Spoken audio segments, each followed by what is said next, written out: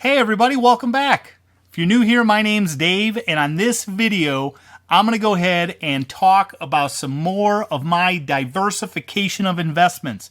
I've picked up some amazing hauls that I'm about to share with you, and we're going to go ahead and recap on some of that. I am also going to share some of the information that I've been looking into that has led me into these particular collectible markets. So, if you're curious why in the world I am diversifying and making some investments into some of these products, I am going to show you in this video what some historical data has shown me and why I'm choosing to divert some of my investments from the Lego collection over into these other markets. So I'm going to go ahead and share some of that information with you. But before we jump into the rest of this video and the haul and all this fun information, I do want to ask, if you haven't already, please go ahead and click on the like button below. Don't forget to subscribe to the channel. It helps me out greatly. Don't forget the notification bell so that you can be notified when all of our videos go live. Now, without further ado, let's go ahead and break into these packages. So I have two different hauls or purchases that I'm going to be sharing with you today. The first of which is from Meijer. Many of you know Meijer releases their sports cards and trading card type stuff every Saturday morning. And so I've been making it a habit to go every Saturday and see if I can find some things. It has been a couple weeks actually since I was able to go, but I was back into the swing of things, and I am going to go ahead and share with you what I picked up. Okay, so I got a couple new ones to share with you this week, at least a little bit new. First set of purchases that I had going through line, sadly, I missed out on the NBA Select. NBA Select is a product by Panini. It's really hot, really popular. I still haven't been able to actually get my hands on that particular series or set, and so there were 4 of them, 4 blaster boxes on the shelf. However, I was third in line, and so those products were gone by the time I got up there. However, I did manage to pick up not 1, but 2 of the Pokemon Shining Fates Elite Trainer boxes. The Shining Fates product line has been really popular and high demand. I want to say that I spent, I think it was $54 or $45 maybe on these boxes a piece. And currently, even on eBay, they're still selling for around $75 a piece. So right now, at today's market, I could get a profit from these. But if you know, as I do with all the Lego stuff, these aren't for a quick flip. These are for a long-term investment. I'm planning on holding these for at least a year, maybe 2, before I sell them, hopefully for a larger ROI. So that was my first set going through the line. Next set, I started picking up some of these mosaic cello packs or fat packs. I guess they're more of a cello pack. Anyways, these are the Panini Mosaic Soccer Trading Card. We've got 1, 2, next line around, 3, 4, and finally pack number 5. Ended up scoring 5 of the Mosaic Panini packs. I think these ones cost, I think it was $11 or $12 a piece. And then lastly, I rounded things out. I was able to get my hands on some of the Topps Chrome 2021 baseball cards. We've got 1, we've got 2, we have 3 of these blaster boxes, all from Meijer.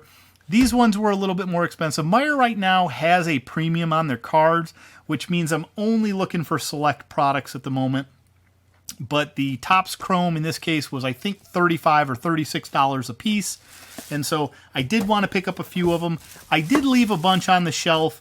I'm questioning whether that was a good decision or not. I don't know exactly how hard these are going to be to get my hands on. Next in this video, I'm going to go ahead and use the Topps Chrome as my comparison method. So stay tuned for that. I'm going to set these sets aside real quick, and then we're going to get into the other box. All right, all those sets are put away. Card sets, packs, boxes, whatever we want to call those. Moving into the last of my hauls for this week, as it relates to general investment at least. This was a sweet find that I had on Target. And what you can see here is a box full of Topps Chrome. So we have another 1, 2, 3, 4, 5, 6, 7, 8, 9, and 10 more of the blaster boxes of the Topps Chrome 2021. These ones from Target I happened to find on there. They were only $29.99. These are going to make for some great investments. I do enjoy opening some of these, and so I may choose a Topps Chrome box at random to open. I'm not going to do those anymore on this particular channel because I think it diverts a little bit too far away from my kind of investment theme. And so if you're interested in seeing me open random boxes and doing some other crazy stuff occasionally, please check out my Instagram account, which is at ScotsToys. Name possibly change coming soon. But I do plan to share more about the card pack openings and some of the other stuff that's ancillary or around the channel, but just not quite as focused on the investment side of things over there. So stay tuned for that. I'm going to get these put away, and then we're going to switch over to the computer, and we're going to look up some of the data that has led me towards the desire to start investing in some of these cards. Okay, so here we have it. This is the data that I was excited to share with all of you. I have pulled up the 2021 Topps Chrome Blaster box that I have been purchasing, that I have quite a few of right now, and this is my example in terms of why I'm beginning to do some investments into sports cards at this point. So I pulled up eBay. I'm going to use eBay as the source of reference in terms of these values and this particular kind of plotted chart in terms of what potential ROIs we could have. And we can see here that at the very top, we have a bid, in essence, or an auction that has landed for 2 of these brand new factory seal boxes, $70 plus shipping. I spent around $30 to $35 a piece, and so that's pretty much right on par. If I do scroll down, I do see some additional offers, $41, $39 in terms of sold listings. Prior to that, we did have some closer to $49 or $48 maybe, $46 with free shipping, and down the line from there, a lot of breaks and stuff as well. In general, the eBay pricing for the current series that's out there is pretty much about the price of the item. Again, $30 being MSRP. Maybe you get a slight premium, but do keep in mind that on eBay you have fees. They're going to pull that profit margin back down. Now, if we go back a year, and this one's going to be a little crazy, if we go back to last year's Topps Chrome, and I scroll down, we can see that there's a, this is the update series, so we're going to go ahead and skip that. So here we got the 2020 Topps Chrome blaster box, $55 plus shipping. So this is a 1-year-old product that has already gone from a $30 MSRP box to a $55 value after 1 year. That's almost double your money, or it's at least a little bit south of there. But you can see scrolling down, we had a $68 that ended up taking a best offer on, $52 plus shipping. Here we had a lot of 5 for $202.50 plus shipping. So that one actually might have been a pretty good score overall, around $40 a box. Going down, we got a lot of soccer stuff here, which is also classified as Topps Chrome. A lot of these breaks, which I don't know a ton about, but in essence, that's the 2020 pool. If we go back to the 2019 data, you can see some real crazy stuff here. So in 2019, the blaster box, $210. Scrolling down, we've got a used one. We go here, we have another one. This one says pre-owned, although it says factory sealed. $220, $212, $213. These prices are crazy. Now, I believe what I saw somewhere and what might be kind of influencing this is there was a particular rookie that was available in these sets.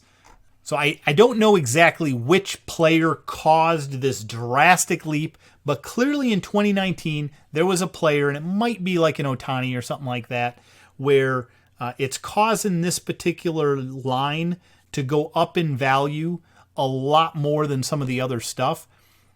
But that's insane, right? And you wouldn't have known that until a few years later.